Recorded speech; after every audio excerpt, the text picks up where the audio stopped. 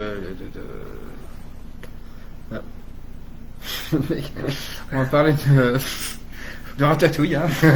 Non, forcément, le confinement est terminé maintenant. Il était déjà terminé au dernier live qu'on a fait sur Peter Cushing. Mais là, on s'est dit que, vu que c'était une période propice à regarder des films, quand même, le confinement, donc on a pu en regarder pas mal. Et donc, on a décidé de vous faire une petite sélection des films qu'on a appréciés et vous en parler. Voilà, On a choisi 10 films chacun. Voilà, à peu près 10 films chacun. N'hésitez pas à prendre des notes pour pouvoir les regarder. Puis on vous a amené les DVD pour si jamais ça vous intéresse et que vous voulez les acheter, comme ça vous aurez le nom de là où ils ont été édités, quoi. Oui. Et puis on peut aussi dire qu'on aura peut-être des nouvelles bientôt pour nos séances cinéma, peut-être. Oui, bientôt. Peut-être. Voilà. Bientôt. Si tout se passe bien. Voilà. Et puis 20h, je pense qu'on peut y aller tranquillement. Bon, très bien. Tu veux commencer ou je commence? Je t'en prie, vas-y. Bon, ok, écoutez. Pour le premier film dont je vais vous parler, ça fait bizarre de ne pas me voir. Je sais pas combien de personnes il y a. Ah oui. Désolé, on a une autre page parce qu'on voulait voir s'il y avait du monde en ligne. On n'arrive pas à voir là sur le live pour pas qu'on parle non plus dans le vide astral, quoi. Ok, très bien. On va commencer. Donc le premier film que je voulais vous parler, il sort d'un pack édité chez Backfilm, spécial film de biker. Voilà. Oh merde, attends, non, par là. Et moi, je voulais. Alors, sur ce pack-là, il y a 5 films. Pour l'instant, j'en ai regardé 3. Voilà les noms des films qui sont dessus. Et moi, je voulais vous parler de celui-là, Satan Sadist, qui est un film. Et après, j'ai regardé The Wild Rebels et The Hellcats. Pour eux, pour le coup, je les trouve vraiment pas terribles. Donc, Satan Sadist, c'est un film qui est sorti en 1969.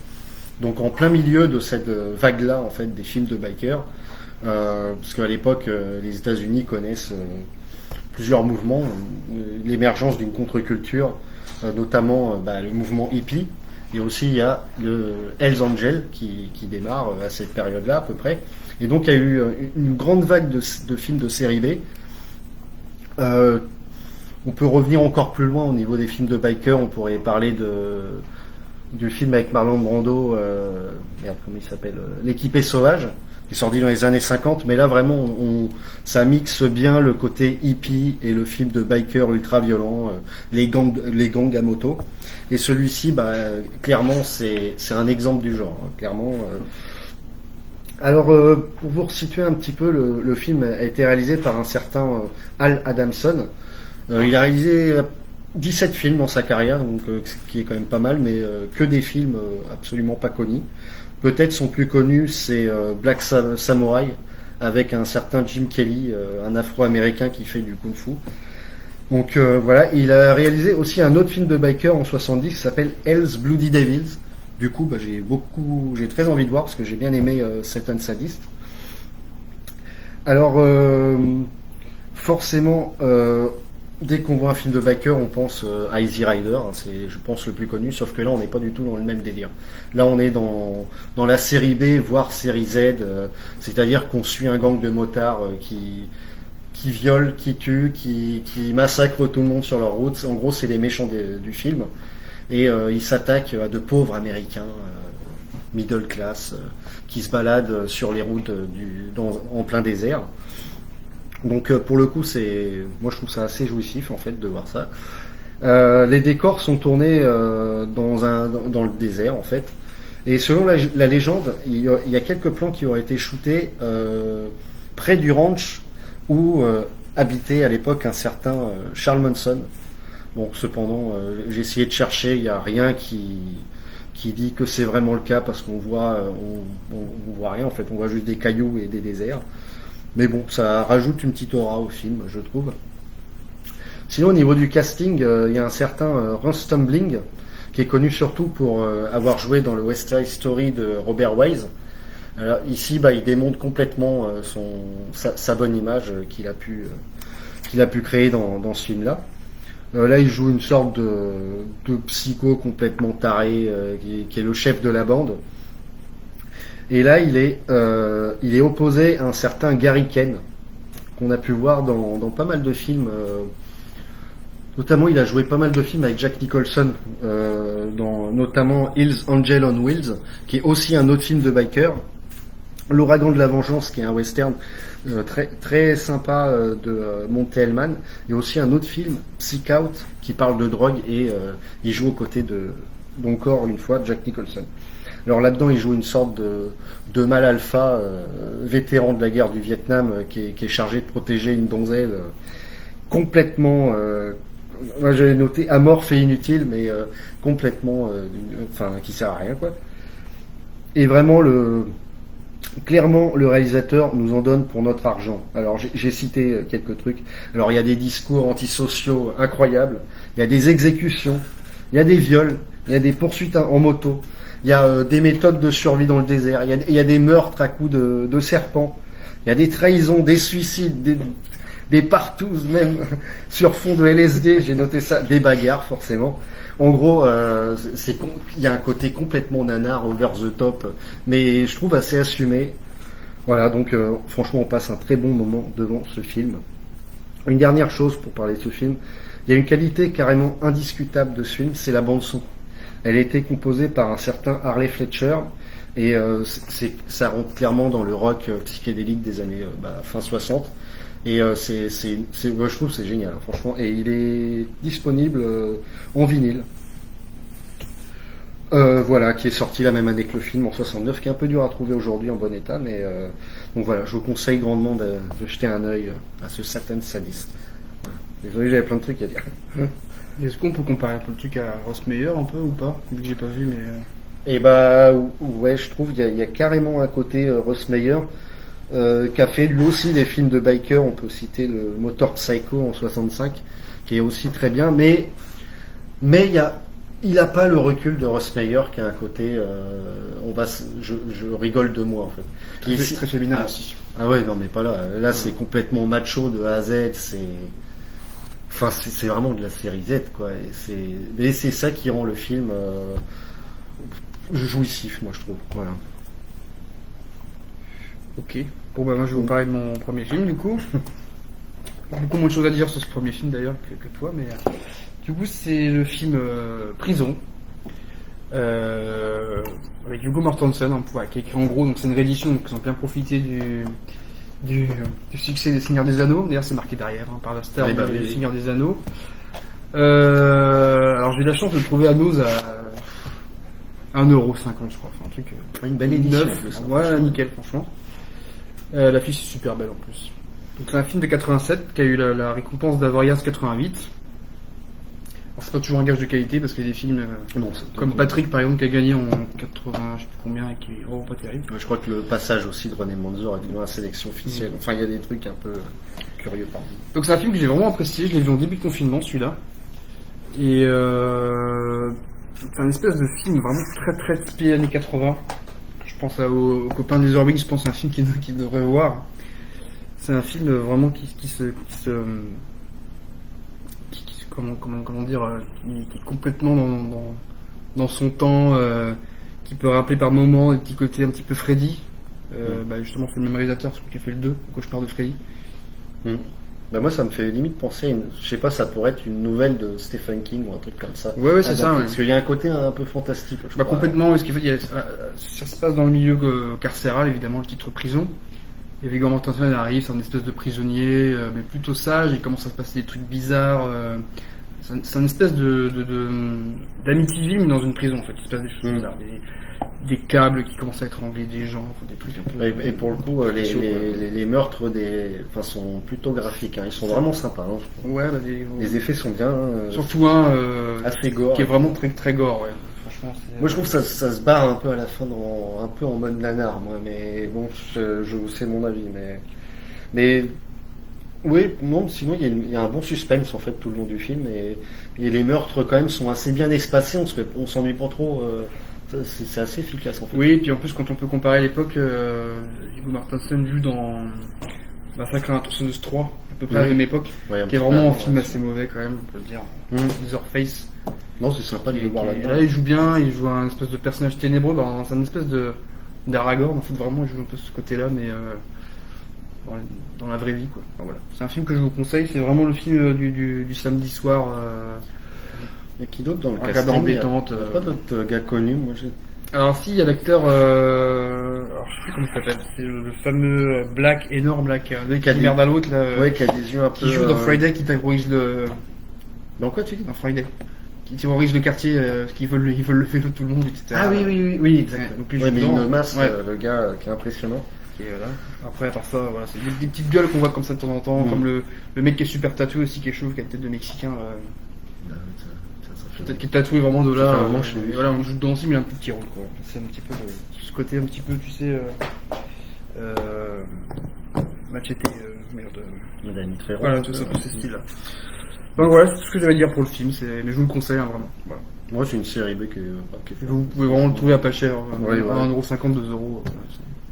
qui est de bonne facture, on va dire. Ouais. Du coup, moi, j'allais vous parler d'un western. On va changer un peu de sujet, qui s'appelle Les Charognards, qui est réalisé par un Américain. Les Charognards, voilà. Réalisé par un Américain qui s'appelle Don Medford, qui n'a pas fait beaucoup de films, je crois qu'il en a fait 5. Il a peut-être son autre le plus connu, ça s'appelle L'Organisation, c'est un polar sorti en 71 avec Sidney Poitier. Mais sinon, il n'a pas fait énormément de films. Et là, il nous offre clairement un western hyper âpre et violent. Franchement, ouais, j'ai rarement vu aussi sombre que ce western, je trouve. Un peu à la manière justement de Sam Peckinpah. Hein. Franchement, ça rappelle l'ordre sauvage. Enfin, il y a une quantité de mecs qui meurent dans le film avec les gerbes de sang qui s'expulsent des corps. On dirait qu'ils ont 50 litres de sang dans le corps. Et la violence, clairement, est absolument partout dans le film. C'est aussi, ça peut rappeler aussi, alors Sam Peckinpah, parce que clairement, il est un peu spécial dans le western américain, mais aussi le western italien, parce que le film est anti-manichéen. Complètement, on suit une bande de hors-la-loi menée par un Oliver Reed excellent, qui enlève la femme d'un aristocrate pour ensuite demander une rançon. Sauf que l'aristocrate ne se laisse pas faire, il s'en fout, il va pas appeler le shérif comme certains pourraient le faire. Il décide avec une bande de copains de partir à la chasse aux bandits pour aller récupérer sa femme. Sauf que la petite originalité, c'est que il a un nouveau fusil à lunettes hyper moderne pour l'époque, c'est-à-dire qu'il peut attaquer les bandits de très loin sans être vu et les shooter comme les tirs aux pigeons, quoi. Sauf que on se rend compte que c'est vraiment anti-manichéen parce que on pourrait croire que le mari de la femme qui a été enlevée fait ça par courage, mais en fait non, pas tellement. Il fait ça parce qu'il est complètement taré, sanguinaire et le poursuit même jusqu'à la fin. Enfin, voilà. Il fait pas du tout ça pour la noblesse du geste. Hein. Donc l'aristocrate en question est joué par Gene Hackman, qui est excellent dans ce type de rôle, je trouve. Des mecs un peu borderline et assez durs, quoi. Et la fille, donc sa femme, est jouée par Candice Bergen, qui est une actrice qu'on a pu voir aussi dans un super film que je vous conseille qui s'appelle Ce plaisir qu'on dit charnel. Voilà, elle joue aux côtés de Jack Nicholson et Art Garfunkel. Un film des années 70. Et clairement, le film enfin, comment dire, une sorte de morale du film, en fait, c'est vraiment, en gros, la violence, enfin, personne ne gagne, en fait. Quand on utilise la violence, personne ne gagne. C'est une sorte d'autodestruction. Et la fin, pour le coup, est super sombre et désespérée. Donc voilà, si vous aimez Sam Peckinpah et les westerns italiens spaghetti, et puis le casting qui est très correct, je vous conseille des Charognards. Voilà. Voilà tout ce que j'en ai à dire. C'est tout ce que j'avais à dire sur le C'est Vietnam. tout. Du coup, bah, moi je vais rester un petit peu dans le même thème, années 80, donc avec ce film Vampire, vous avez dit Vampire. Mm. C'est surtout que tu me le conseilles celui-là. En plus. Ouais, Bah, ouais. voilà, donc je me suis lancé, je l'ai regardé pendant le confinement.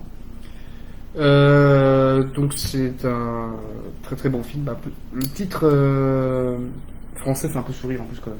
Oui, je sais plus comment c'est. C'est pas C'est, Empire Night- Nerbor. Nightmare, Freight, enfin je sais plus. Ah un non, truc, non. voilà. Ouais, je sais plus. Donc c'est un très bon film, encore une fois très années 80, qui est assez humoristique quand même on va dire, qui fait penser par moments aux Gremlins ou des films comme ça, vraiment très noir, très humoristique, Complètement dans la veine. voilà, très années 80. Et c'est un film vraiment qui est très très plaisant à regarder. Par moments ça peut aussi rappeler le côté un petit peu d'Halloween ou des films comme ça, mais en plus humoristique, avec le côté vampire et au casting il y a l'acteur Roddy McDowall. Je reviendrai parce que j'ai un autre film avec lui qui joue super bien. Il fait Excellent spectacle. une espèce de Van Helsing dans une émission de télé et en gros les personnages se rendent compte que leurs voisins sont des vampires. Alors ils appellent le mec de la télé pour dire faut venir les tuer et puis le mec, il dit mais non mais moi je suis un acteur et tout et ça part complètement. Bah, ouais, c'est ça, c'est une sorte de cacahuète, quoi. quiproquo incroyable, un peu à la manière d'un Galaxy Quest où des extraterrestres appellent des gars qui jouent dans une série qui s'appelle un peu un simili de Star Trek pour les aider à les sauver d'un tueur sanguinaire dans l'espace. Enfin, c'est un peu le même délire en fait. Et oui, ce film est super cool. Et Ouais. le réal du coup quand même qui est cool, Tom Holland, qui a réalisé Chucky, le premier Chucky, et on retrouve, je trouve, Oui, oui, côté, complètement, clairement, oui c'est ça. Oui, c'est... avec des effets spéciaux moi qui m'ont impressionné pour l'époque, notamment à un moment il y a une transformation d'un mec en loup-garou, ou alors il se détransforme, je sais plus, je crois qu'il se transforme en loup-garou. Et putain, la scène est super bien faite pour l'époque, franchement. Ouais, puis t'as vraiment le côté du personnage qui passe une mauvaise journée quand même parce que le vampire commence à s'attaquer à ses amis. Puis il y a un moment très drôle dans le film où on sait que les vampires ne peuvent pas rentrer chez les gens sans être invités. Oui, c'est ça. Et vu que c'est le voisin, au moment la mère du jeune lui fait bah, je te présente notre nouveau voisin et c'est le vampire quoi. Et du coup, Oui. les gamins ils disent oula merde. Enfin, voilà, C'est une comédie ça, horrifique, mais mais humoristique, quoi. en mais fait. qui peut par moment foutre un petit peu les jetons quand Ah même. bah, complètement, ouais, qui est bien faite, quoi. Qui Qui traite bien son sujet de film d'horreur. Quoi. Et oui, et puis qui joue justement aussi sur tous les clichés des films de vampires. Ouais, c'est ça. C'est ça qui est cool. Au moment même, il se transforme en chauve-souris, je crois. Donc là, il y a vraiment. Ouais.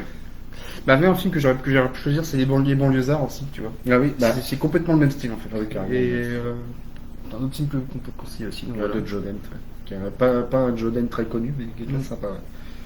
Donc voilà, mis à part ça, bah, je sais qu'il y a eu une suite, j'ai pas vu. Ouais, moi non plus. Ouais. Voilà, c'est un bon film, franchement. Avec Ouais, des- c'est pareil, c'est un film. Je prends pas la tête, mais c'est un classique pour moi. Ouais, c'est un Le film, c'est cinéma. un film qu'on aurait pu passer au cinéma d'ailleurs, ça, tu vois. Ouais, carrément. Donc voilà. Vampire vous a dit Vampire. Alors, qu'est-ce que j'avais moi, Ah oui, alors. Oula, merde, attends.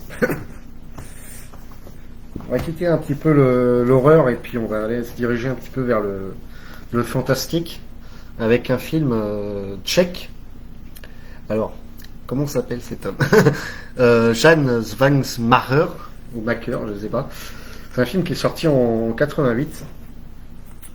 Et c'est le premier long métrage de ce réalisateur là qui a un réalisateur surréaliste qui sort d'une école d'art des beaux-arts tchèques et ensuite il s'est spécialisé dans le mannequin. Voilà, donc c'est un fan de mannequin. Et après une quinzaine de courts-métrages, il s'est lancé pour son premier long-métrage et c'est limite naturel quand on voit la tronche la tronche. Son style dans ses courts-métrages qui se lance dans l'univers d'Alice au Pays des Merveilles. Franchement, ça colle parfaitement avec son style. Alors, c'est un artiste complètement atypique qui adore utiliser des marionnettes.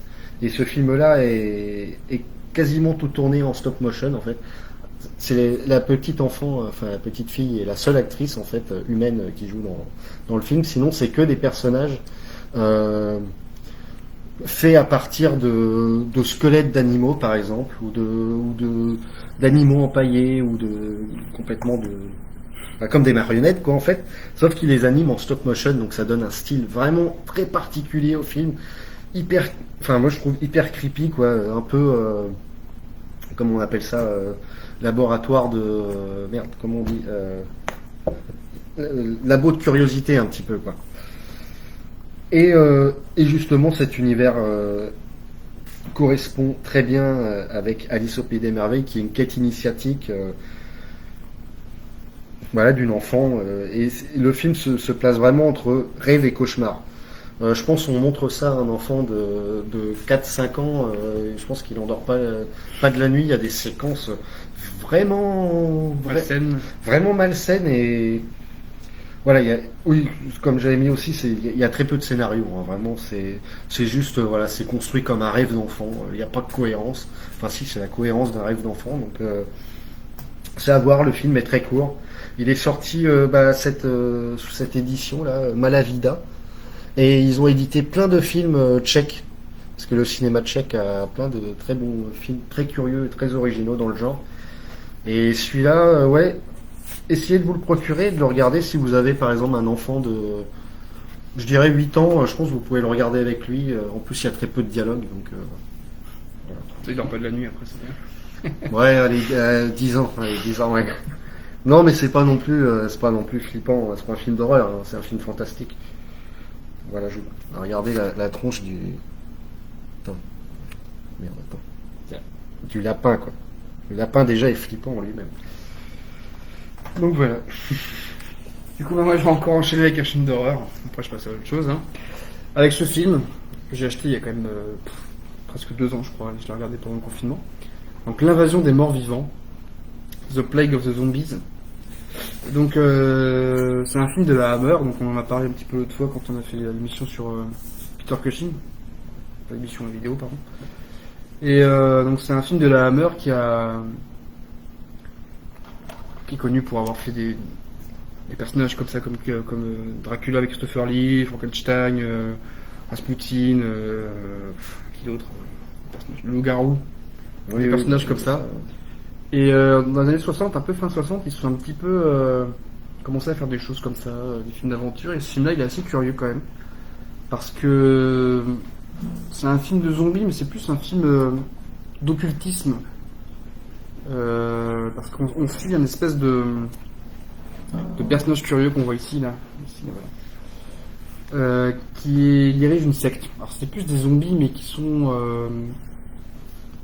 côté haïtien, on va dire. Pas les zombies qui vont bouffer les gens comme Fushi ou Romero, quoi, mais c'est vraiment des zombies comme ça. Pour faire des rituels. C'est des esclaves en fait.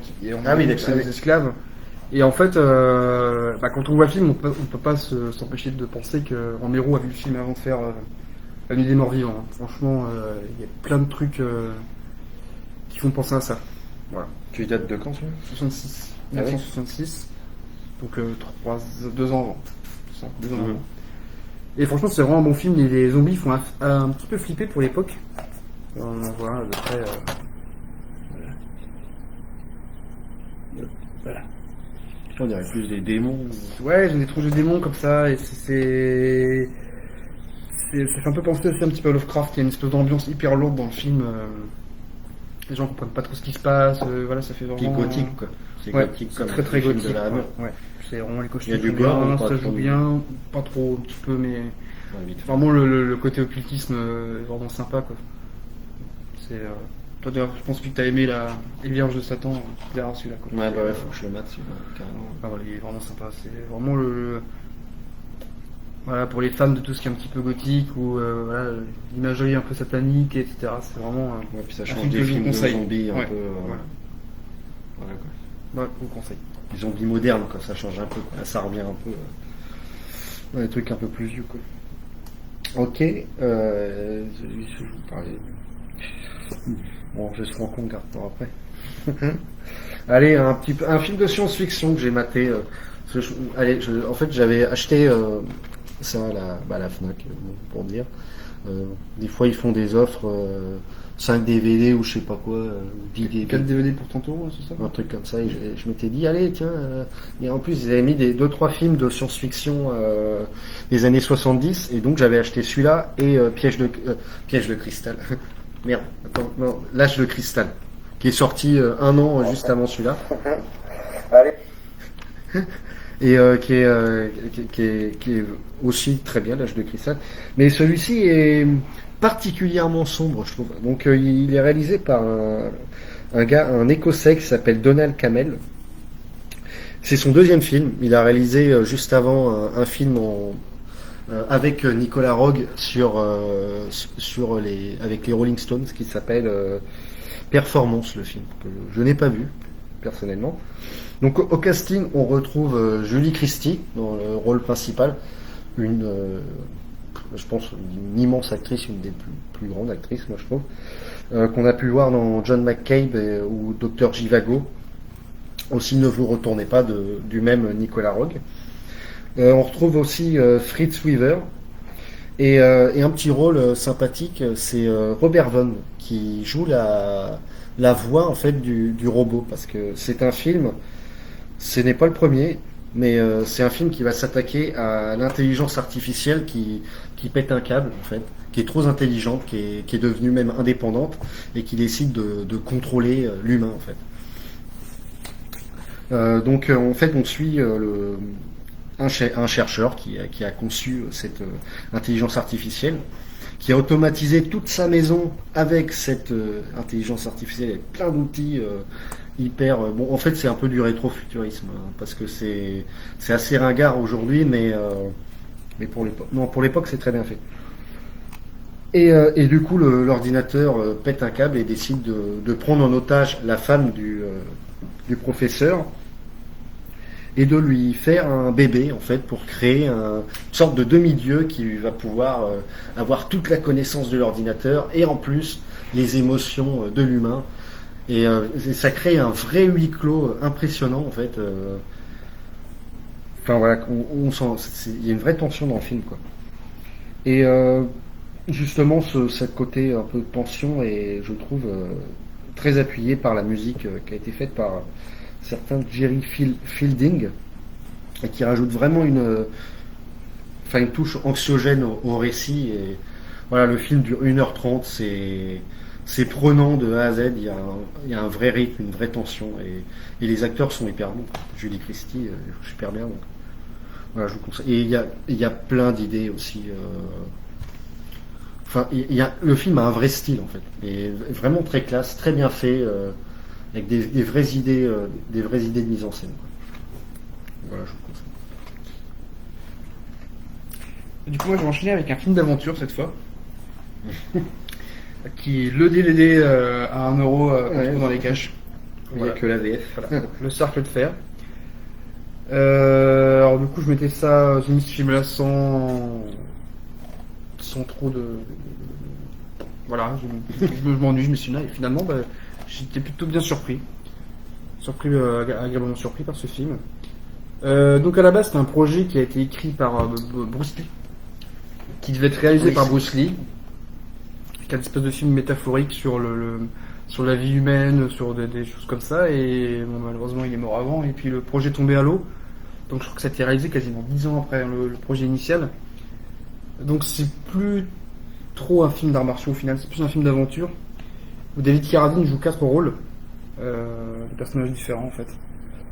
Et David Carradine du coup est le acteur secondaire en fait, c'est pas le personnage principal, donc le DVD est un peu mensonger, et on suit un espèce de Conan discount dans le film qui... Bon d'ailleurs la VF est assez atroce d'ailleurs dans ce film, malheureusement, mais on suit un personnage comme ça qui veut trouver un espèce de maître qui est joué par Christopher Lee, avec une espèce de coiffe. C'est assez, on dirait un espèce de bouddhiste, enfin c'est assez drôle quand même. Et du coup ce personnage veut trouver ce maître là, et puis il tombe sur David Carradine qui arrête pas de lui foutre des pièges pour le tester de tout le long du film en fait. C'est le méchant en fait. C'est pas le méchant en fait, c'est une espèce de rival. Pas vraiment rival, il veut le former en fait, mais en le piégeant quoi. Voilà, c'est c'est un film qui est vraiment sympa, le rythme est bien, on s'ennuie pas trop, les décors sont pas trop mal. Franchement, ça rappelle Conan le Barbare un peu par moment justement. Ouais. Enfin, vraiment un film d'initiation, on va dire. Alors par contre, le DVD est encore mensonger parce qu'on voit aussi Christopher Lee, bon, on le voit un petit peu quand même. Rodney McDowall qui joue dedans aussi, qui a un petit rôle aussi. Et là, bon, Eli Wallach. Alors franchement, je pense qu'on le voit un moment, mais de loin, on reconnaît sa tronche. Sur un cheval, c'est un espèce de bandit, il joue encore un bandit, mais on le voit. Je pense que c'est des rushs qui ont dû tourner peut-être à l'époque. Et qui ont dû être réutilisés, mais ils ont peut-être pas pu l'avoir après, mais c'est vraiment. On le voit presque pas, quoi. C'est l'affaire de 15 secondes, quoi. D'accord. Voilà. Mais c'est un film que je vous conseille, franchement, voilà, c'est le film du dimanche, à regarder en famille, quoi. Un peu, c'est Indiana Jones du pauvre mélangé avec Conan le barbare, quoi. C'est vraiment. Oui. Donc à 20 centimes dans un cash, on peut Voilà. le prendre, quoi. Mais voilà, on s'ennuie pas, quoi. Franchement, puis David Carradine, vraiment. D'ailleurs, on se demande quand même, quand on voit David Carradine dans le film, il y a marqué Kill Bill derrière, évidemment, si Tarantino a pas vu le film quand même, parce que Kill Bill, il y a des petits côtés un peu comme ça, au niveau de sa façon d'être, quand même. Donc voilà, le cercle de fer. J'ai pas vu, bon, j'essaierai de le regarder. Ok, allez, celui-là, allez. Un bon film bisquitache italien, La proie de l'autostop, sorti chez Artus Film. C'est un film réalisé en 1977 par un certain Pasquale Festa Campanile, on va réussi à le dire sans bégayer. D'ailleurs, je vous conseille l'édition, elle est un peu dure à trouver maintenant, mais il y a un très beau livret sur les Rape and Revenge, justement, écrit par David Didlot, et un très beau bonus à l'intérieur où il parle du film, très intéressant, que j'ai re-regardé en partie pour un peu éviter de dire trop de bêtises. Donc dedans, on peut trouver dans le casting Franco Nero, un habitué, un acteur italien habitué des western spaghetti. Voilà, son personnage le plus connu, je pense, c'est Django, qui est sorti en 66. On retrouve aussi David S, qu'on a pu voir dans La dernière maison sur la gauche, La maison au fond du parc, qui est un habitué, on va dire en quelque sorte, des... c'est dit pas comme ça. Qui est un habitué des films Rape and Revenge. Je pense d'ailleurs c'est un peu pour ça qu'on l'a pris dans ce film-là. Il y a aussi Caroline Clery, qu'on a pu voir dans le fameux Yor, le chasseur du futur, qu'on a passé au français il y a environ... décembre. Ouais, c'est ça. Elle joue aussi dans Moonraker, le James Bond, et Histoire d'eau aussi, un film érotique des années 70. Et le film est réalisé comme une sorte de road movie meurtrier, en fait. C'est un homme et une femme, donc Franco Nero et Caroline Clery, qui sont prises en otage par une sorte de tueur qui veut essayer de passer la frontière. Du coup, il les prend en otage et ils se planquent dans leur voiture. Le film est clairement, moi je le trouve clairement incorrect au possible. Les racoleurs comme pas permis, quoi. Ils utilisent d'ailleurs un machisme à outrance. Les deux personnages, des deux gars personnages, des deux mâles sont d'un machisme fou, en fait. Vraiment incroyable, hein. C'est limite, faut le voir pour le croire, quoi. Mais je trouve pour le coup que c'est assez jouissif là aussi. Alors justement, David Didlot, alors je pensais quand il parle du film dans le bonus que limite ce machisme à outrance des personnages masculins transforme presque le film en pamphlet, justement, qui se moque de ce virilisme comme ça. Bon, cependant, personnellement, quand on voit la fin sans dévoiler, moi je trouve que quand même ça met un petit coup à cette théorie quand on voit la fin assez sombre. Et voilà, donc en gros, ce film-là, c'est comment résumer ça, en fait? C'est un film qui aurait pu être réalisé par Umberto Gandhi, quoi. C'est vraiment le côté violent, Mais complètement voyeuriste, en fait. Voilà, qui est d'ailleurs considéré comme un rape and revenge. Bon, je trouve que en vrai pas trop, mais oui, on peut le considérer que c'en est un, oui, quand même. Mais le film passe très bien si vous adorez les films bis italiens de ces années-là, mais celui-là est très sympa. En plus, il est tourné dans des décors naturels vraiment sympa, quoi. Donc voilà, je vous le conseille. Pas grand-chose à dire. Et du coup, moi aussi, je vais enchaîner avec un film violent. Donc voilà, c'est ce petit classique chef-d'œuvre classe 1984. Alors je trouve que c'est un très bon film, vraiment. Ah oui, C'est un très bon film. Donc réalisé par Marc Lester en 1982, donc qui est aussi coupable de Commando, Ouais. hein, qui est un de mes Schwarzenegger préférés. Enfin, voilà, oui, personnellement en tout cas. Qu'on aurait dû passer cette année mais qu'on n'a pas pu, on a dû passer autre chose. Voilà. Bref.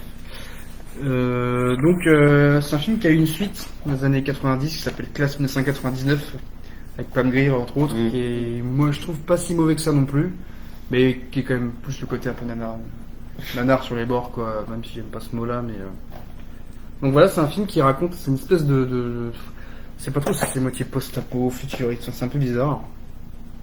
Oui. Et donc ça parle d'une école où il y a une violence qui est vraiment tout le temps là en fait.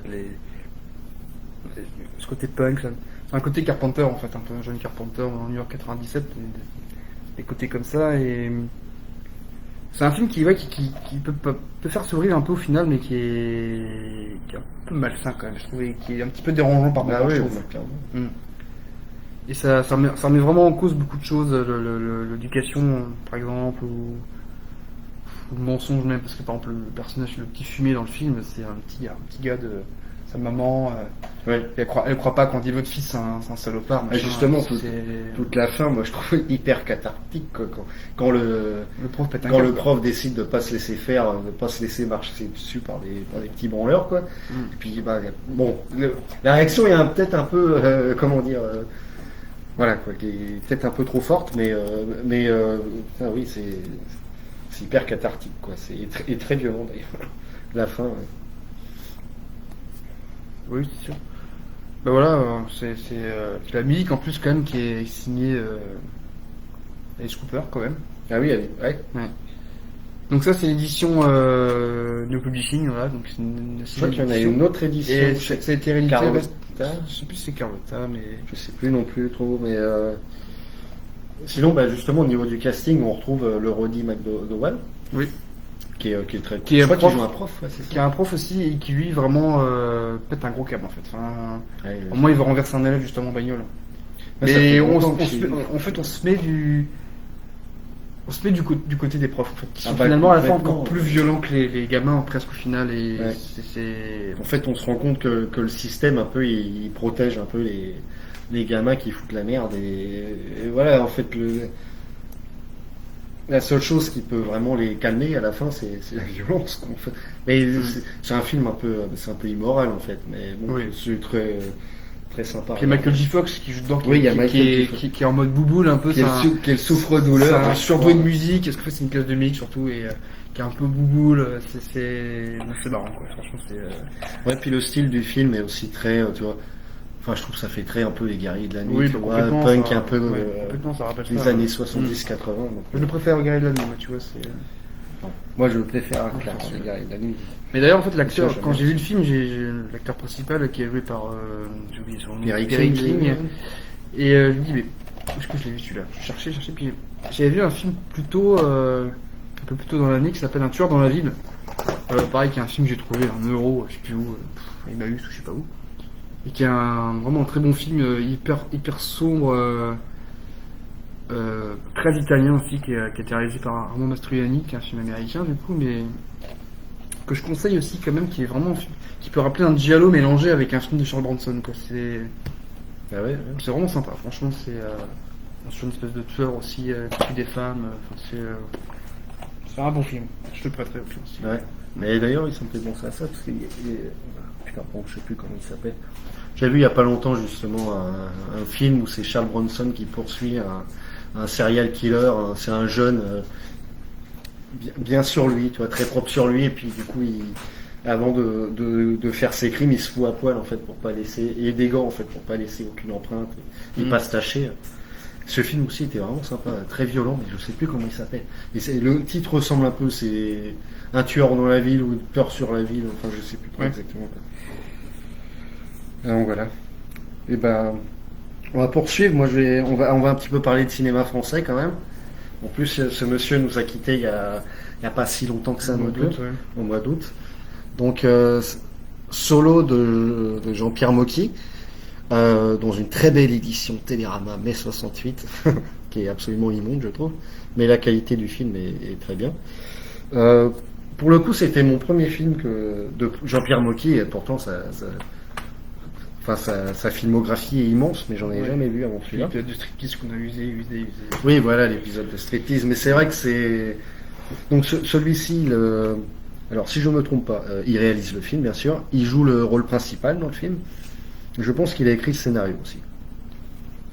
Et donc c'est un film qui a été tourné durant les événements, les manifestations de mai 68. Et en fait, il discutait à l'époque avec des gens qui manifestaient, des jeunes qui manifestaient. Ils imaginaient que la révolution puisse continuer au-delà de mai 68 et aller plus loin, c'est-à-dire par des vraies actions. Et là, dans le film, on suit justement deux frères qui sont pris au milieu d'attentats faits par des organisations d'extrême gauche, en fait, envers les bourgeois. C'est-à-dire qu'ils vont fusiller des bourgeois dans des partouzes, ils vont foutre des bombes dans les restaurants des restaurants de gamme. Et le film vraiment est hyper libre, quoi, c'est vraiment un film anarchiste, quoi, punk. Et Jean-Pierre Mocky excelle dans ce genre de rôle un peu avec des dialogues toujours hyper piquants, assez machiste pour le coup, ça c'est vrai, mais Provocateur quoi aussi. Provocateur complètement. Et la réalisation est très très bonne, et on n'a pas l'habitude de voir ce genre de film. À cette période, le film est sorti en 70. Ça peut rappeler par moments la nouvelle vague, moi je trouve, surtout je dirais Godard, mais moins de Truffaut, parce que là il y a vraiment il y a beaucoup d'érotisme dans le film. Il y a beaucoup de violence aussi, vraiment de la violence bien montrée, bien comme il faut. C'est assez rare pour l'époque de voir ça. Et du coup, ça m'a vraiment donné envie de voir ces autres films à Jean-Pierre Mocky. Qu'est-ce qu'on peut souligner aussi? Oui, j'avais souligné la musique qui est faite par Georges Moustaki, qui est vraiment très belle en fait, à la guitare, et il chante aussi. Et voilà, vraiment très belle, et ça donne un très beau film. Pour l'anecdote, le film est censé se passer à Paris. En fait, il a été tourné à Reims. Et justement, il y a une marque de champagne de Reims en fait qui a été un sponsor du film. Voilà. Et Jean-Pierre Mocky, justement, c'est un de ses films préférés. Il dit que la critique a été dithyrambique. Tout le monde a apprécié le film. Il y a même François Mitterrand et Giscard d'Estaing qui sont venus à la première du film sur les Champs-Élysées. Donc voilà, tout le monde avait aimé ce film-là, et pourtant il a un côté très très corrosif pour le coup. Et voilà. Du coup, moi j'ai commenté l'Albatros. Voilà. Aussi. Regardez Solo. Voilà, il est trop bien. En fait, vraiment, j'adore ce film. Du coup, moi je vais revenir au cinéma italien avec cette petite pépite du film de Cannibal réalisé par Ruggero Deodato. Donc pour ceux qui ont vu Cannibal Holocaust, c'est un film qui est sorti 3 ans avant du coup. Oui, alors ce film est vraiment... les gens qui sont un petit peu sensibles et qui aiment pas trop voir des animaux se faire suicider en vrai, je vous le conseille pas du tout. Mais ouais, c'est un très très bon film, hein. C'est une espèce de... Alors que le film est interdit au moins de 18 ans, hein, encore une fois. Donc ouais, ça raconte l'histoire d'un avion qui est un petit avion de quelques passagers qui s'échoue qui s'écrase dans la jungle en fait, et puis il tombe sur les cannibales évidemment. Donc c'est vraiment un film à prétexte pour moi un petit peu quand même. Oui, pour montrer de la violence, mais qui dénonce encore un petit peu, je trouve, par moment le conformisme, le confort aussi des gens, je trouve. C'est vraiment là, ils sont vraiment mis à l'épreuve et ils s'attendent pas du tout, ils sont bouffés. Et la fin est intéressante quand même, c'est un petit peu les rôles qui s'inversent, je trouve. Ça c'est intéressant aussi.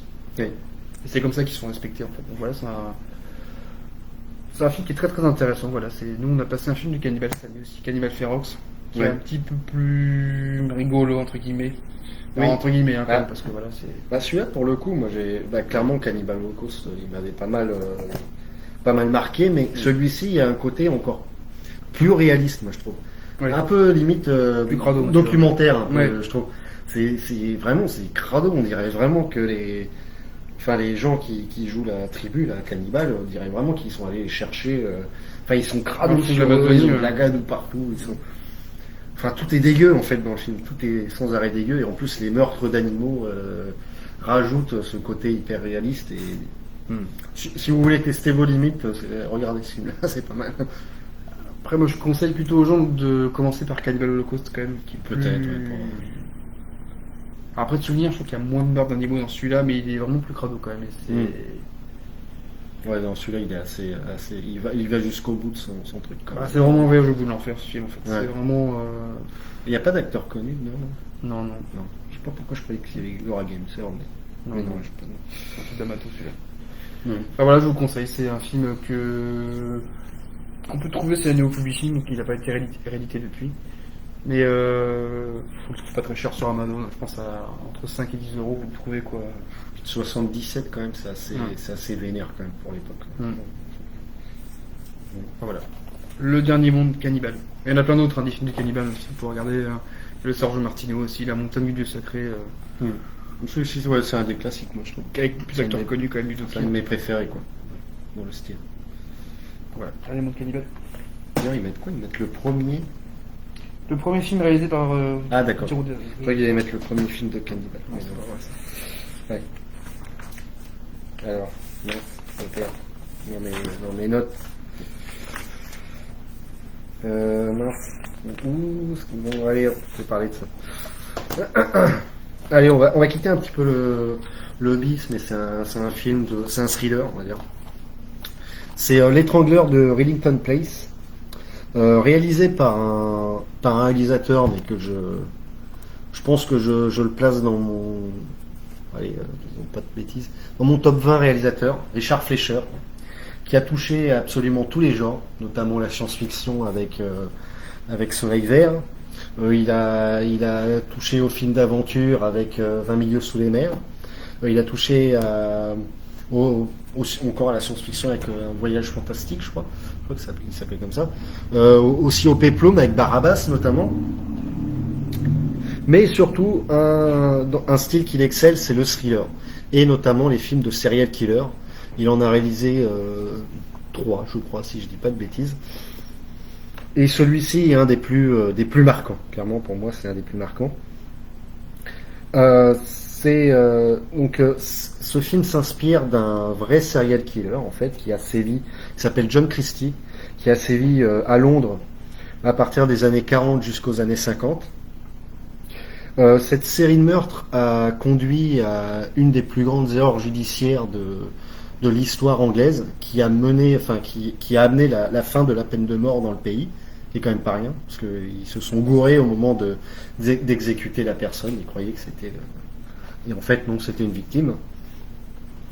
Le casting est assez exceptionnel. Le tueur est joué par Richard Attenborough, qui sort complètement de sa zone de confort, parce que la plupart des gens le connaissent en mode un peu papy gâteau dinosaure de Jurassic Park, quoi. Le patron du parc, le créateur du parc. Alors que là, pas du tout. Là, il joue une sorte de complètement de psychopathe, clairement, un ancien policier qui ne peut plus exercer à cause d'une maladie, et du coup il loue des appartements, sauf qu'il trucide tout le monde dans son appartement. Il est impressionnant, franchement, il fait froid dans le dos, son jeu fait froid dans le dos. D'ailleurs, ils lui ont mis une prothèse sur la tête, qui est très bien faite pour l'époque, pour le rendre chauve, et très, très très moche pour le coup. Bon, je dis pas que être chauve c'est être moche, attention. Mais voilà, vraiment on s'en rend pas compte de cette prothèse, elle est très bien faite. Et un autre acteur aussi, c'est John Hurt. Bon, voilà, je sais pas, on le présente plus, quoi. Qui a joué notamment dans Elephant Man 1984. Enfin, tout ça, un excellent acteur anglais. Et vraiment, la réalisation de ce film et les décors sont vraiment, ça donne quasi un effet documentaire. Ça se passe dans les quartiers ouvriers de Londres, donc c'est-à-dire des bâtiments très délabrés, des quartiers très pauvres, une couleur du film très très désaturée.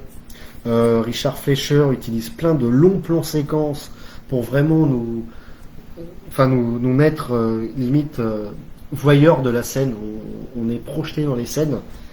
Donc des longs plans séquences. Il n'y a pas de musique. De tout le film, il n'y a pas de musique. Ça aussi, ça donne un côté très, très réaliste, très, très sombre. Et c'est vraiment un film éprouvant pour le coup. Les scènes de meurtre sont, enfin, sont assez sadiques, mais sans en faire trop. Hein, c'est pas gore du tout, mais voilà, c'est très brut. Et donc voilà, dont un des meilleurs, comme je disais, film de serial killer de ce réalisateur-là, avec bien sûr son autre film qui s'appelle L'étrangleur de Boston, qui est aussi un chef-d'œuvre que je vous conseille, qui est sorti 3 ans avant celui-ci. Donc voilà, il y a plein de films de Richard Fleischer qui sont disponibles sur cet éditeur superbe qui s'appelle Carlotta, en très très belle édition. Le Blu-ray est magnifique et il y a plein de bonus. Donc regardez ce film, franchement, super. Ouais, il est trop bien. Alors, du coup, moi, je vais retourner en Italie encore une fois. Donc avec ce petit film de Joe D'Amato, un parmi tant d'autres, voilà, qui s'appelle Orgasmo Nero. Donc juste pour resituer vite fait Joe D'Amato, donc c'est le réalisateur italien qui a fait beaucoup de films un petit peu d'épouvante et qui est vite passé à un cinéma vraiment crado et qui est considéré un petit peu comme un des pères du porno italien quand même. Mais c'est pas le porno joli, c'est vraiment le porno crado, enfin vraiment un peu malsain, voilà. Donc voilà, il est parti aux Caraïbes 79-80, il a fait 5 films là-bas, 5 ou 6 films je crois en 6 mois. Enfin, Ouais, donc c'est vraiment, sur les 6 films, c'est 5-6 films, c'est les mêmes castings, c'est les mêmes décors, les mêmes plages. Je pense que même des fois il y a une scène, on voit une scène sur une plage, c'est quasiment la même scène. Je pense qu'il a dû faire dans la foulée, allez toi viens là, puis faire les puis 6 scènes d'affilée. Voilà. Donc pour rentrer dans ce... Après pour ceux qui veulent, parce que c'est quand même des films porno quand même, hein, mais un petit peu horrifique. Donc celui-là ne l'est pas, il est érotique. Donc on retrouve Richard Harrison dans celui-là, donc qui est quand même connu pour les films de Godfredo, ouais. Où il joue Ouais. des ninjas. Il a eu son heure de gloire quand même dans les Peplum Oui, et après oui. les Western Spaghetti, mais fin de carrière un peu plus. Oui, Voilà. mais c'est vrai qu'aujourd'hui on a tendance à un peu résumer sa carrière. Ceux qui connaissent Tristement. le fameux Philippe, viens là que je te bute enculé, voilà, Voilà, c'est lui le fameux Philippe. Richard Harrison. C'est Philippe, voilà. Donc il a un tout petit rôle, Richard Harrison. On sent bien que il est venu une journée sur le tournage et toutes les scènes il est tout seul en fait, hein, donc quasiment. Ah ouais. Donc ça a dû te faire comme ça vite fait, vite. Donc à cette période-là, il y a ces autres films qui sont vraiment sympas. Donc il y a Porno Holocauste qui est quand même un ovni quand même dans l'histoire du cinéma, quand même, qui est un mélange de films porno et de films d'horreur, quand même, de films gore. Donc là, je sais pas ce que D'Amato avait dans la tête pour ce film quand même, parce que c'est un film porno quand même. Souvent l'objectif d'exciter les gens, là c'est pas trop le cas, enfin à moins d'avoir une case en moins, je pense pas que... Oui, parce que le but c'est de voir une sorte de zombie qui des Caraïbes qui a été victime de radiation en fait, et qui a un sexe énorme, qui viole des nanas. Voilà quoi. Mais voilà, c'est un peu le cinéma de D'Amato que j'aime bien, c'est complètement décomplexé, enfin il n'y a pas de... On s'offusque pas en fait. Il y a un côté très, très malsain. Un côté malsain, mais voilà, c'est... Après D'Amato se considérait lui-même comme un voyeur en fait, donc il y a toujours ce côté un petit peu caméra derrière un arbre, ou comme si quelqu'un regardait en fait, hein. Ça il aime bien quoi. Et puis il y a le côté qui assume aussi pas mal ce qu'il filme quand même. Et voilà, c'est intéressant, et c'est même un film qui est presque anti-raciste en fait, qui est... Parce que les blancs dans le film souvent sont, enfin voilà, c'est aux Caraïbes, il y a des gens noirs, et les blancs sont un petit peu hautains, et souvent c'est eux qui en prennent plein la tronche après. Voilà, c'est ça qui est bien avec D'Amato, c'est ce côté toujours un petit peu comme féministe, où c'est les femmes qui gagnent, et ça c'est intéressant quoi. Et dans cette série-là, donc il y a un film que j'aime beaucoup qui s'appelle La Nuit fantastique des morts vivants, qui est le seul film de zombies de D'Amato, quand même, donc il aurait pu en faire plein parce que c'était la mode à l'époque. Donc il est aussi considéré comme un film porno, sauf que il y a peut-être 3 minutes, 4 minutes de porno sur 1h30 en fait. Ce qui est que dalle quoi. Donc je pense qu'il y a même des versions soft qui sont très rares malheureusement, mais qu'on peut trouver sur des sites qu'on ne citera pas là, mais voilà, c'est il y a des très très belles scènes de zombies, donc qui rappellent vraiment on va faire des zombies de Fushi comme, avec un très très bon film, je vous le conseille, hein. Franchement c'est... Voilà, c'est des films comme ça, c'est une petite période de D'Amato qu'il a... Où voilà, c'était pas que du porno quoi, il y avait vraiment des histoires, il y avait autre chose quoi. Il y a un cadre aussi quand même, voilà, qui rappelle truc un peu vaudou, quoi. Complètement, oui, c'est complètement. Puis cette actrice, Ça revient aux origines des zombies, quoi. c'est ça. Puis cette actrice, Lucia Ramirez, qui est une très très jolie actrice. Bon, elle, malheureusement, elle pensait que faire des films porno, ça allait rester en dehors de l'Italie, sauf que bon bah non, évidemment, D'Amato il a un peu menti là-dessus, oui. donc c'est un peu triste, voilà. Mais Bah oui, déjà, ta version porno loco, je crois que c'est allemand, je sais pas quoi. Donc, je crois que ça a été pas mal distribué oui, en Allemagne. en Allemagne, un petit peu aux États-Unis aussi. Clairement, c'est Donc pas- voilà, donc ça c'est l'édition de chez Backfilm du coup. Donc ils en ont sorti quelques-uns, ils ont sorti celui-là, ils ont sorti Session Hero, qui est un peu le même style. Porno Holocaust aussi, donc qui a un défaut qui ne marche pas sur les lecteurs DVD. Hein. Juste Ah pour oui, l'objet, juste pour l'objet. Hein.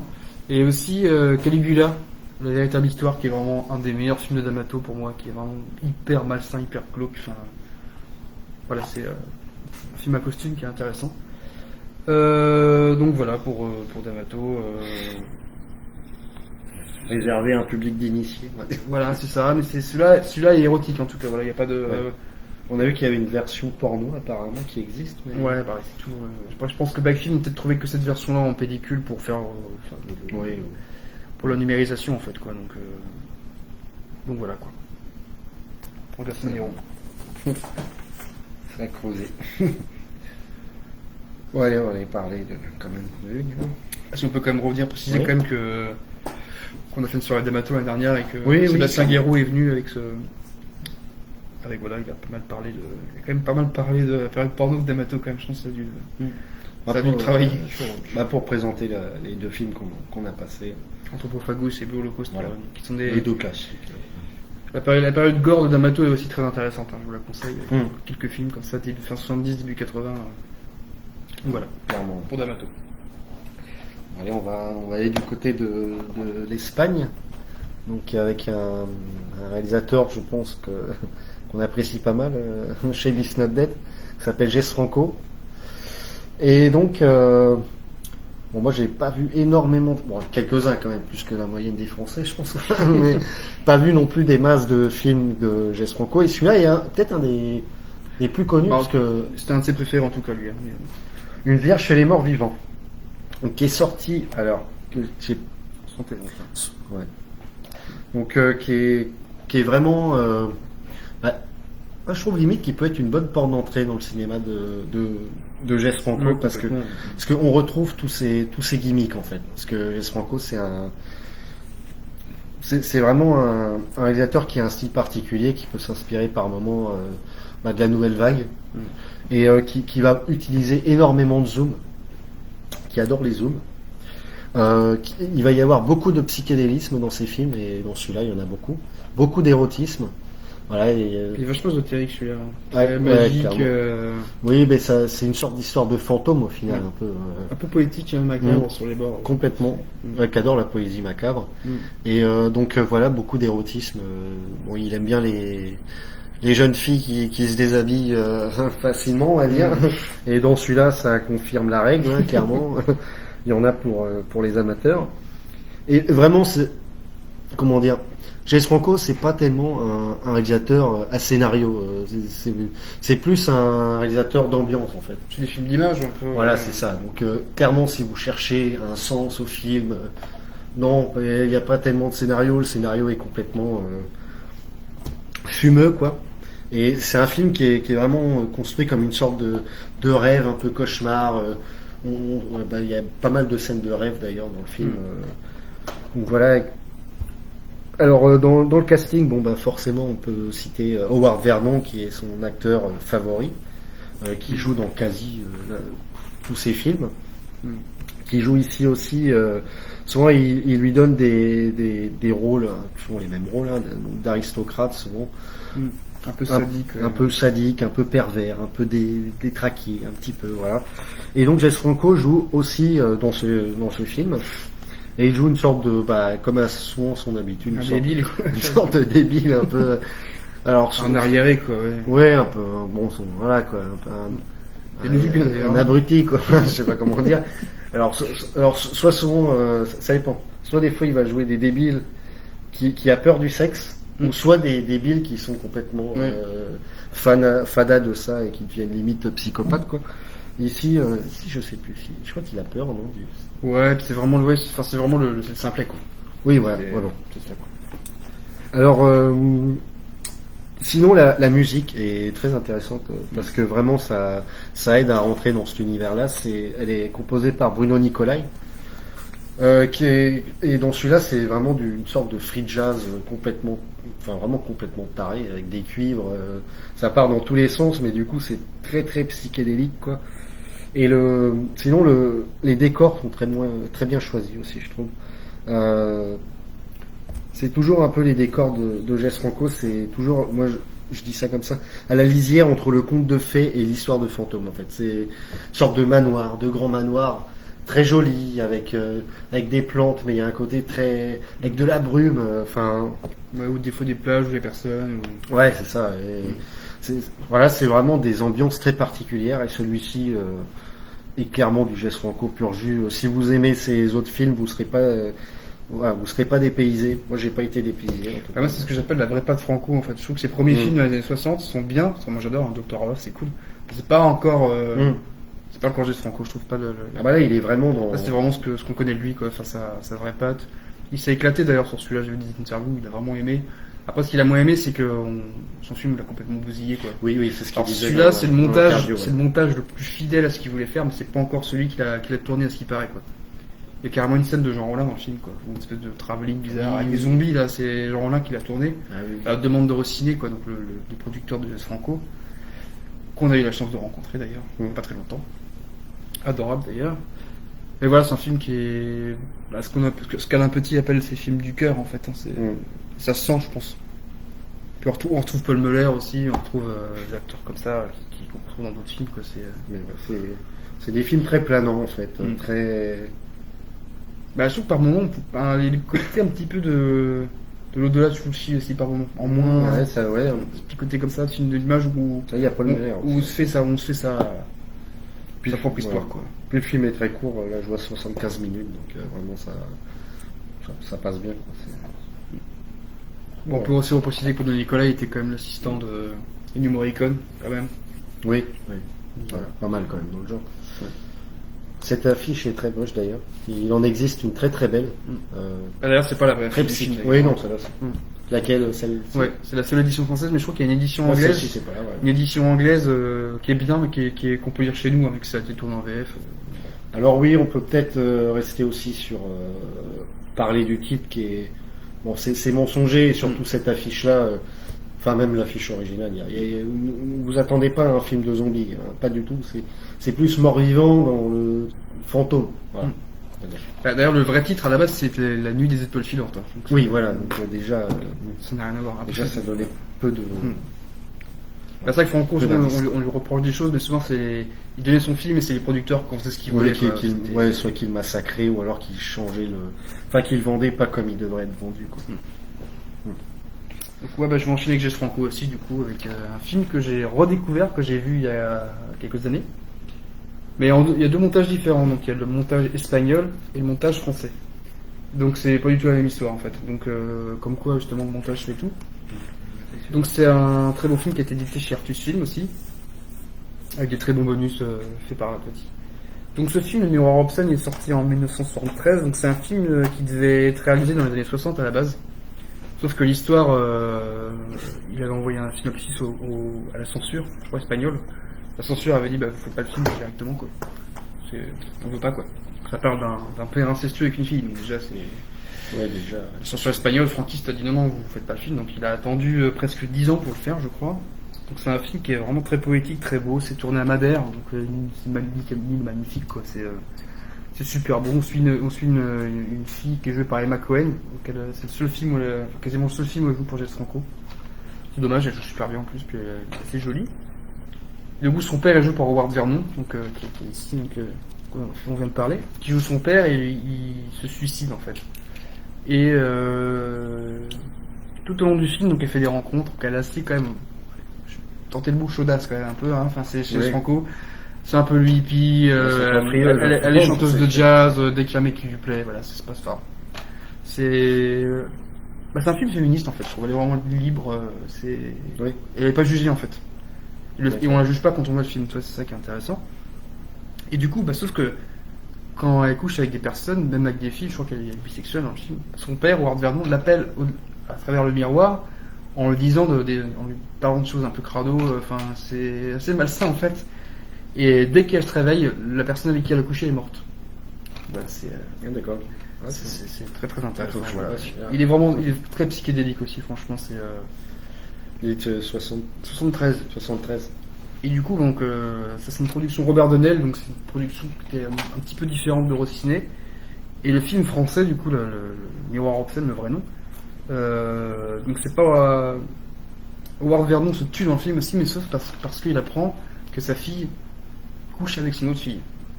Donc dans la version espagnole, il a qu'une fille, hein, donc son autre fille est jouée par Lina Romay dans la version française. Donc elles ont une relation incestueuse entre sœurs, et donc Lina Romay se suicide, et Howard Vernon se suicide après en fait. Et dans la version française, c'est sa sœur incestueuse qui l'appelle de l'autre côté du miroir. Sauf que c'est un film complètement. On comprend pas tout en fait. On sent que ça a été complètement truffé d'un cerf bizarre. Moi je conseille vraiment de le trouver. Vous pouvez le trouver pour 12 € ce film. Et regardez le montage espagnol, hein, c'est vraiment un drame quoi. C'est un petit peu érotique, mais il y a vraiment ce côté encore très poétique et c'est vraiment dramatique quoi. La fin est super belle quoi. Moi je trouve que c'est un peu le Nouvelle Vague aussi en fait, hein, mais à sa manière quoi. Bah oui, non, mais il a resté comme ça aussi. Puis les bonus par un petit sont excellents quoi, franchement. Enfin voilà, je vous conseille. Tous les films d'artistes de Jess Franco d'ailleurs sont très très bien.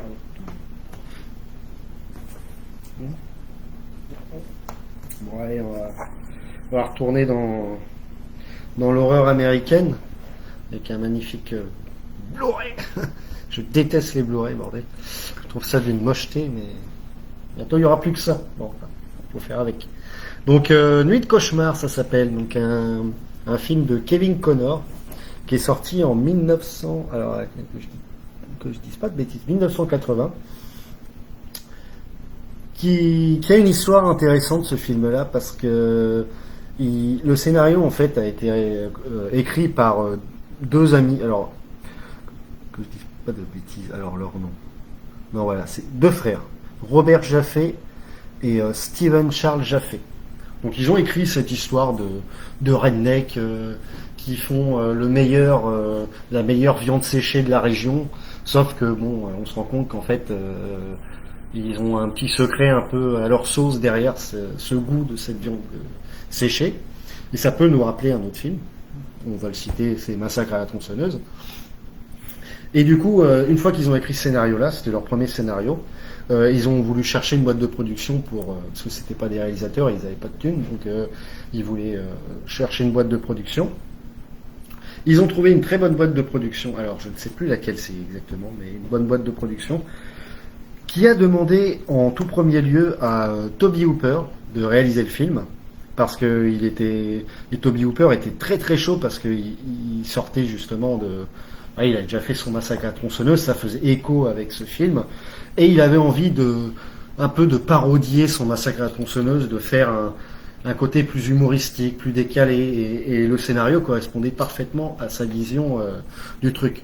Sauf que quand les producteurs se sont rendus compte qu'il y aurait beaucoup de scènes gore ils ont décidé de se désengager du film. Donc le scénario est retourné en liberté en fait, sans producteur. Et donc ils ont trouvé un tout petit producteur qui a engagé un certain Kevin Connor pour réaliser le film. Qui n'a pas réalisé je crois qu'il a réalisé peut-être une dizaine de films, il a réalisé beaucoup de films d'aventure, genre les un peu comment c'est les fantastiques, les machins des dinosaures, je crois qu'il a réalisé plein de films comme ça dans les années 70. Et ce film-là, du coup, il sortait un peu de sa zone de confort, mais franchement, il se regarde très bien, il est très marrant, plutôt bien réalisé. Il y a quelques scènes gore, notamment une scène finale dantesque. Voilà, je trouve qu'elle est géniale à rentrer dans l'histoire du cinéma d'horreur. Je trouve qu'elle est tellement bien réalisée, tellement elle sort de nulle part. Bon, j'aimerais pas vous spoiler, mais ça concerne un duel moi je vais vous le dire parce que de tronçonneuses, voilà. Enfin bref, voilà, c'est un film très cool. Et après, voilà, donc ce film est très sympa. Mais ce qui est marrant, c'est que Toby Hooper, quelques années après, en 86, a réalisé son Massacre à la tronçonneuse 2, avec notamment Dennis Hopper, et on peut retrouver plein d'idées, en fait, qu'il y avait dans ce scénario-là, Nuit de cauchemar, notamment les duels à la tronçonneuse, le truc très ancré sur le meilleur chili con carne, sauf qu'en fait c'est fait avec des restes humains, des mecs qui tuent et puis qui foutent dans le chili con carne. Ben voilà, il s'est rappelé de plein de petites parties de ce scénario-là pour faire son film à lui, qui est d'ailleurs très bien aussi, un Massacre à la tronçonneuse 2. Meilleur que Nuit de cauchemar, mais Nuit de cauchemar c'est vraiment débile en fait. C'est vraiment. Regardez ça, enfin c'est complètement débile. Les mecs, ils enlèvent des gars, ensuite ils les plantent comme des endives en fait dans le sol. Ils leur ils leur tranchent la gorge, enfin les cordes vocales pour qu'ils puissent ne pas parler. Et ensuite ils attendent qu'ils soient mûrs en fait, et ensuite ils les récoltent pour faire leur viande. Enfin c'est complètement con, mais voilà, mais le film fonctionne, quoi, donc je vous le conseille. Ok, bah du coup, moi je vais faire mon premier film français du coup. Récent aussi quand même, c'est un film qui est sorti en 2009. Oui, c'est vrai qu'on parle pas trop de films.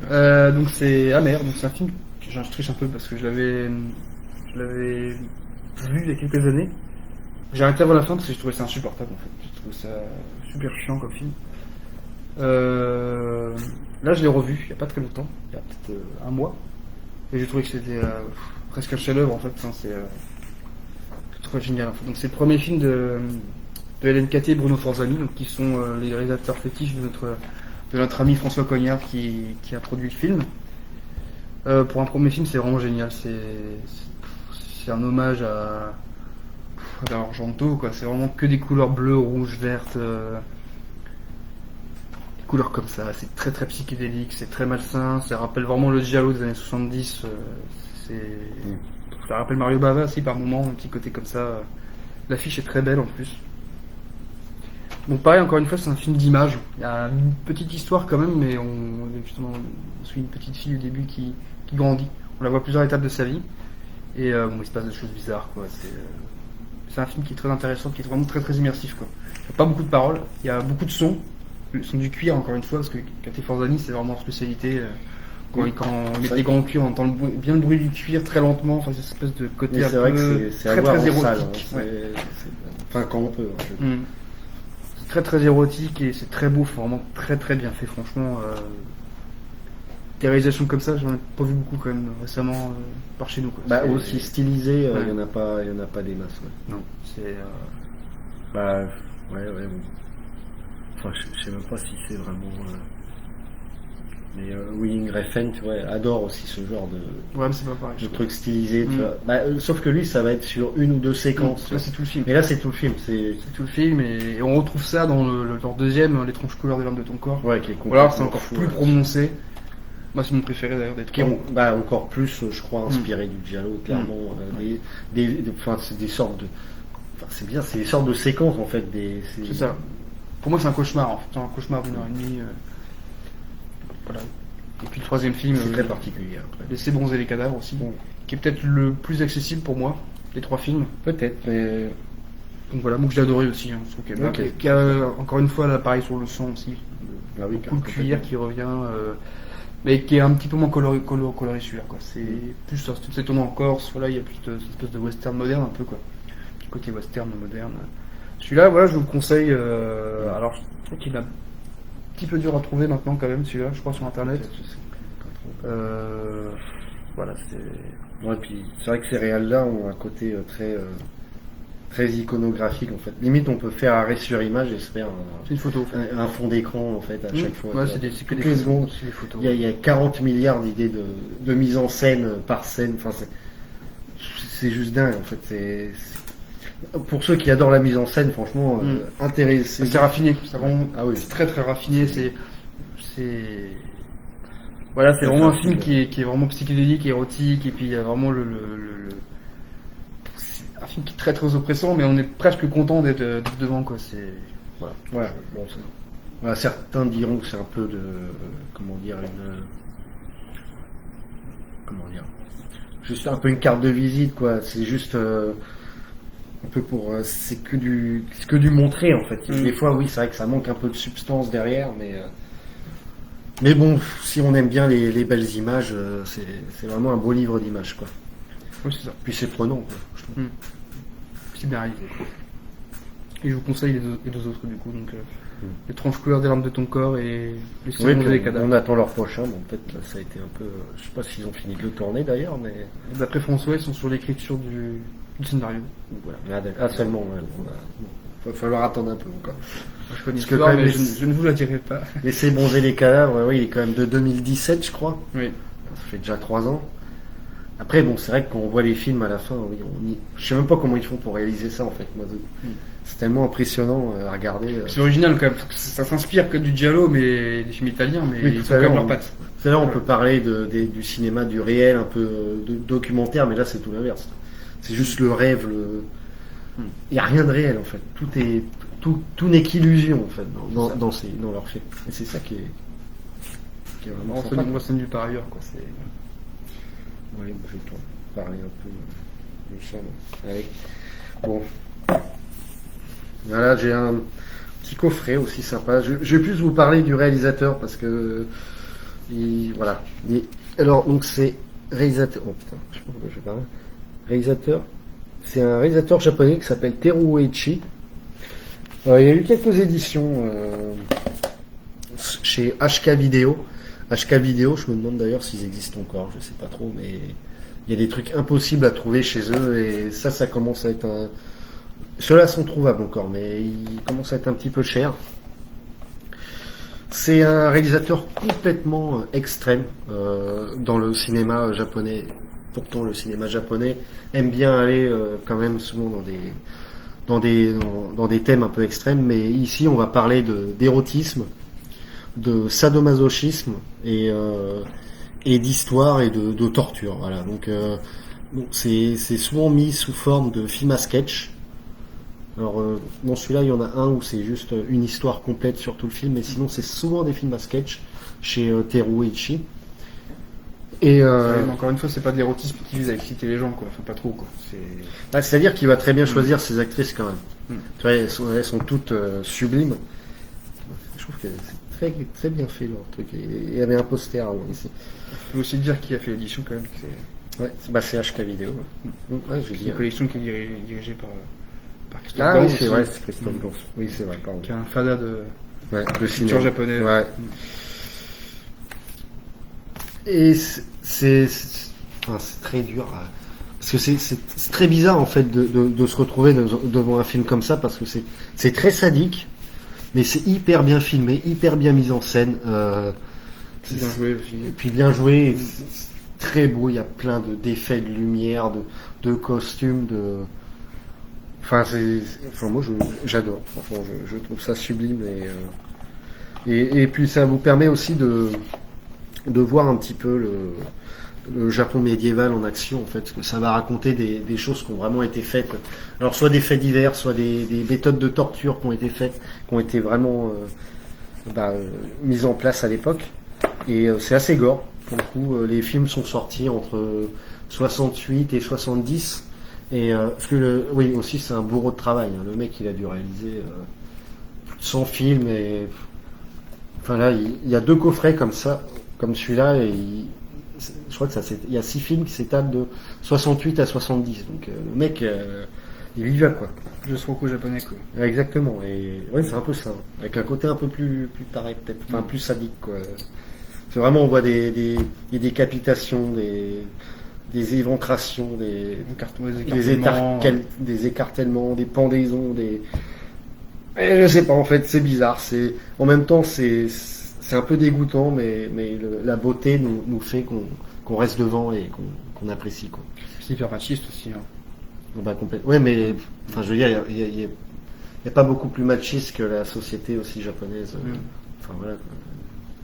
Je veux dire, t'avais des shoguns, ils avaient un harem pour eux, enfin c'était un peu spécial quoi. Moi, je vous conseille toute la filmographie de Teruichi, mais ces coffrets femmes criminelles sont très bien pour découvrir l'œuvre. On peut aussi citer un bon film japonais pour entrer dans la matière, c'est aussi Le Couvent de la Bête Sacrée, quoi. Ouais, carrément. Qui est un petit peu moins extrême quand même.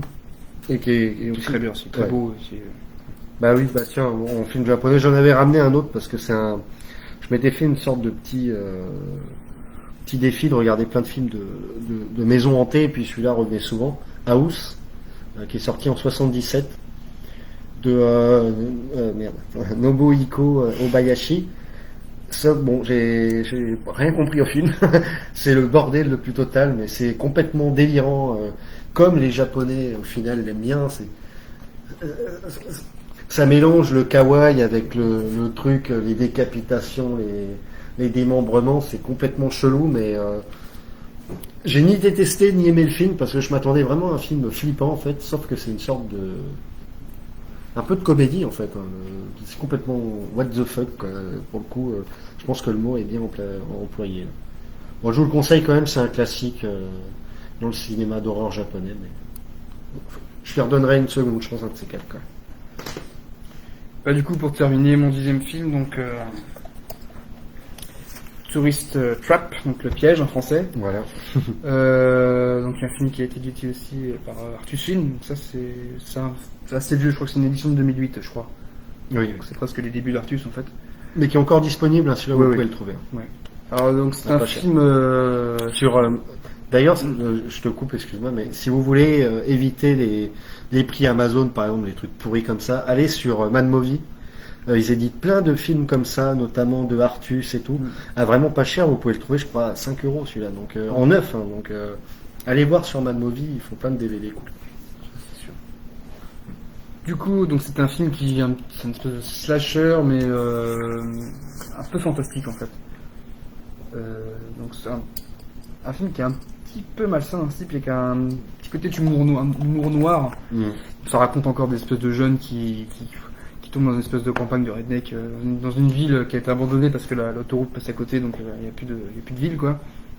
Et puis il tombe sur une espèce de mec un peu bizarre. Une espèce de Clint Eastwood du pauvre, qui est joué par Chuck Connors, qui a une bonne carrière en début de carrière, puis qui a fini dans le bis un petit peu à la fin. Puis qui a une maison de poupée, je crois, c'est ça. Et en fait, oui, avec son frère, il avait un musée de cire, c'est ça. où il reproduisait des personnages historiques comme le général Custer ou Abraham Lincoln. Il reproduit aussi sa femme décédée, je crois. Et oui, on apprend que dans le film, en fait, sa femme est décédée et qu'il l'a reproduit en cire. Donc on apprend au fur et à mesure du film qu'il se passe des choses bizarres et qu'il y a des enlèvements et qu'il y a une espèce de bonhomme en cire qui bouge. Après, je vais pas trop en raconter dans le film parce que c'est un film qui voilà, l'intrigue est plutôt simple et c'est un film que je vous conseille qui m'a fait penser à Dolls, moi, de Stuart Gordon.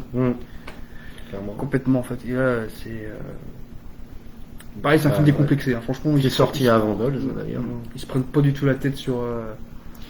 Mais les effets sont vraiment sympas et je trouve pour le coup il y a des scènes mais c'est celui-là qui aime pas les poupées hein, mais c'est cauchemardesque le truc. Complètement. Et puis et le réalisateur a réalisé Puppet Master par la suite, donc qui est vraiment s'inscrit dans la même veine. C'est vraiment. Non, les machines sont bien animées et tout, sont bien foutues et voilà, pour ceux qui ont vu comment il s'appelle ce film,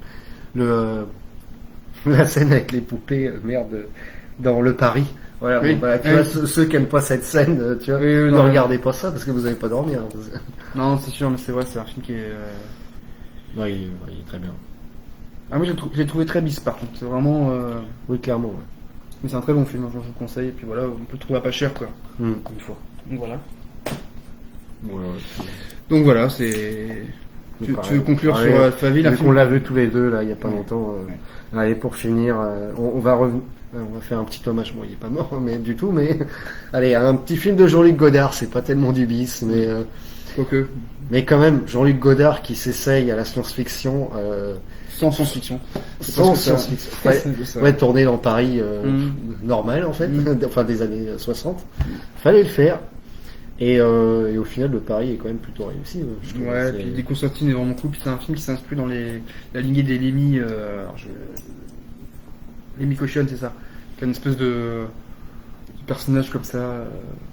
Oui, Qui revient dans d'autres films et qui n'ont pas été faits par Jean-Luc Godard. Hein. C'est comme Il un y a film de une James sorte de- Bond, quoi. Mais oui, bah, c'est un détective privé Ouais, c'est qui, ça. voilà, et qui est accro au whisky, qui est accro au clope, accro au nana. Donc ce qui paraît dit Constantine était vraiment comme ça en vrai. C'est lui en fait, quoi. mais Et ce voilà. qui est sympa, c'est que c'est un film de science-fiction qui a la vision de Godard, en fait. Mm. C'est-à-dire que, au lieu que ce soit, je sais pas, la manière de, enfin, je sais pas, comment on appelle ça? Enfin, l'individualité, par exemple, qui est supprimée dans cette nouvelle société futuriste. Non, c'est pas ça. C'est juste que là, il n'y a plus de poésie, en fait. Et pour lui, un monde sans poésie, c'est un monde inhumain, en fait, et complètement aliéné, quoi. Et du coup, c'est très cool, en fait. Alors, il y a plein de citations. À un moment, il y a Anna Karina, sublime, encore une fois, dans ce film-là, qui va réciter du Paul Éluard, et puis dit, il y a des mots que je comprends pas. Ça, c'est quoi? Parce que c'est des mots dans Alphaville. Ils ont décidé de supprimer certains mots pour supprimer toute poésie. Et du coup, ben, ça rend un film très poétique, au final. Puis il y a la présence de Ward Vernon aussi dedans, Là aussi, ouais. qui est intéressante, qui joue bien. Puis il y a des beaux plans aussi, une espèce de travelling un peu fait maison. qui est franchement et des fois ce que je reproche un peu à Jean-Luc Godard, mais c'est son style, hein, je veux dire, c'est pas du tout, voilà, c'est son style, point. Après moi j'adhère pas trop, mais c'est tout. C'est le fait que des fois on n'entend pas grand chose à ce qui se passe, quoi. Les dialogues sont couverts par un bruit, par exemple je pense à Bande à part, à un moment il y a un dialogue dans un métro et on n'entend pas le dialogue, on entend juste le bruit du métro. Bon bah là je trouve que techniquement des fois la musique est un peu forte, mais elle est très belle d'ailleurs la musique. Je sais pas qui c'est qui l'a faite, mais la musique est très bien, mais on entend les dialogues et les dialogues sont très bons aussi. Donc Administratif. ouais. Bah, une musique très jazz qui accompagne tout le film et qui rend un peu un peu une ambiance de film noir en fait. Ouais, puis tout à l'heure on parlait de Jess Franco, ça rapproche un petit bah, peu aussi, je trouve. Puis c'est très bien réalisé quoi, donc des bons travelling, bien fait. Donc on vous conseille Alphaville. Voilà, même si vous aimez pas trop Jean-Luc Godard, qui est plutôt mon cas, on va dire, bah regardez celui-là, ça peut peut-être vous faire redécouvrir ce cinéaste indispensable au cinéma français. Donc voilà, bah, merci d'être resté jusqu'à la fin, puis on vous tiendra au courant pour les nouvelles pour la Oui, fin. voilà. Et puis, bon bah merci d'avoir regardé. Au revoir.